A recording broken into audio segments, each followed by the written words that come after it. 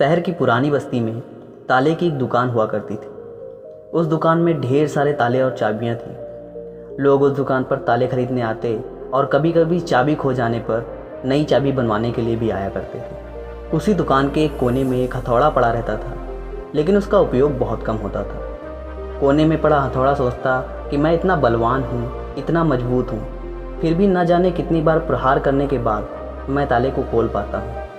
लेकिन चाबी इतनी छोटी और मुलायम होने के बावजूद किसी भी ताले को आसानी से खोल देती है। आखिर ऐसा क्या है इस चाबी में? दुकान बंद होने के बाद एक दिन हथौड़े ने चाबी से पूछ ही लिया।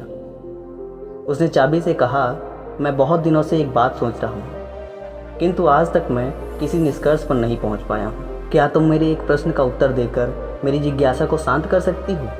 चाबी ने बड़ी ही नम्रता से कहा, पूछो भाई, अगर मुझसे संभव हुआ तो मैं तुम्हारे हर प्रश्न का उत्तर दूंगी। तुम में ऐसी कौन सी बात है कि तुम इतनी छोटी होकर भी बड़े से बड़े ताले को खोल देती हो? हथौड़े ने पूछा। क्योंकि मैं तुमसे कठोर हूँ और बलवान भी हूँ, इसके बावजूद भी मैं ऐसा नहीं कर सकता। मुझसे ताला खोलने में बहुत मेहनत लगती है और कई बार प्रयास के बावजूद भी ताला टूट ही जाता है, हथौड़ा बोला। हथौड़े की बात सुनकर चाबी मुस्कुराई और बोली, भाई बात तो बहुत ही साधारण है।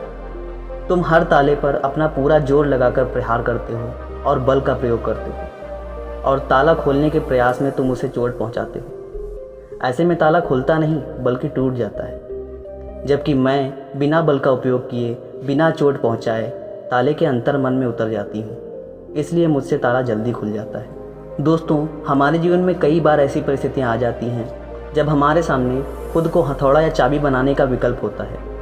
किसी का दिल जीतना है तो उसे हथौड़ा बनकर या ज़बरदस्ती नहीं जीता जा सकता, बल्कि चाबी की तरह उसके दिल में उतर कर ही जीता जा सकता है।